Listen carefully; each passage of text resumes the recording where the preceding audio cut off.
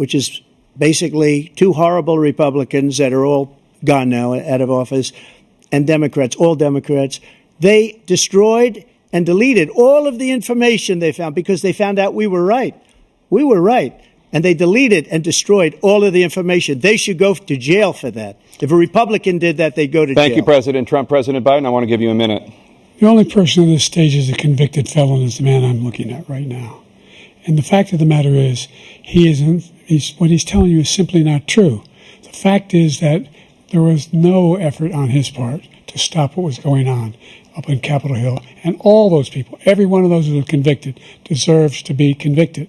The idea that they didn't kill somebody, just went in and broke down doors, broke the windows, occupied offices, turned over desks, turned over statues. The idea that those people are patriots? Come on. Remain high. Since you took office, the price of essentials has increased. For example, a basket of groceries that cost $100 then now costs more than $120. And typical home prices have jumped more than 30%.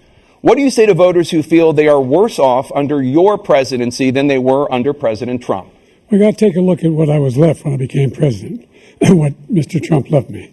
We had an economy that was in free fall. The pandemic was so badly handled. Many people were dying. All he said was, it's not that serious. Just inject a little bleach into your arm. You'll be all right. The economy collapsed. There were no jobs. Unemployment rate rose to 15%. It was terrible. And so what we had to do was try to put things back together again. And that's exactly what we began to do. We created 15,000 new jobs. We brought out the position where we have 800,000 new manufacturing jobs. But there's more to be done. If you take a look at all that was done in his administration, he didn't do much at all. Thank you. President Trump? We had the greatest economy in the history of our country. We have never done so well. Everybody was amazed by it. Other countries were copying us. We got hit with COVID.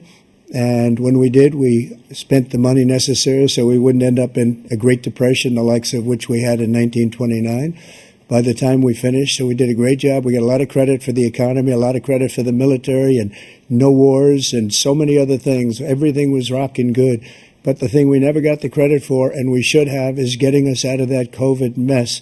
He created mandates that was a disaster for our country. But other than that, we had given them back a country where the stock market actually was higher than pre-COVID, and nobody thought that was even possible.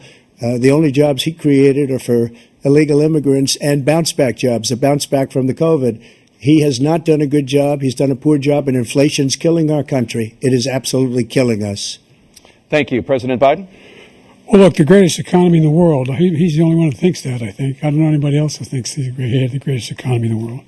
And, you know, the fact of the matter is that we found ourselves in a situation where his economy, he rewarded the wealthy. He had the largest tax cut in American history, $2 trillion.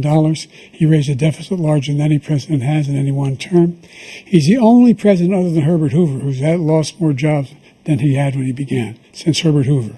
The only thing he was right about is I gave you the largest tax cut in history. I also gave you the largest regulation cut in history. That's why we had all the jobs. And the jobs went down and then they bounced back, and he's taking credit for bounce back jobs. You can't do that. He also said he inherited 9% inflation. Now, he inherited almost no inflation, and it stayed that way for 14 months, and then it blew up under his leadership because they spent money like a bunch of people that didn't know what they were doing, and they don't know what they were doing. It was probably the worst administration in history.